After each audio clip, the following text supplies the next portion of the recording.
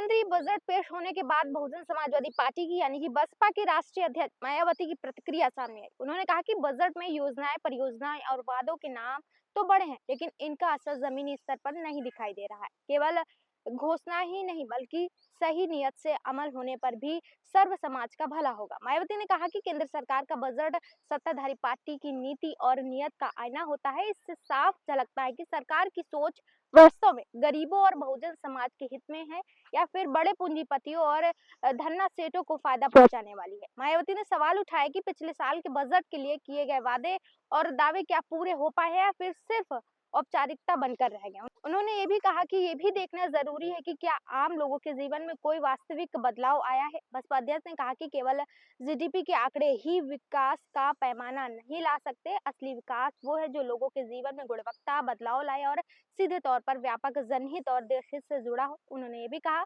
कि बजट की तारीफ से पहले इन सभी पहलुओं का आकलन करना जरूरी है और सरकार को इस पर स्पष्टता देना जरूरी है।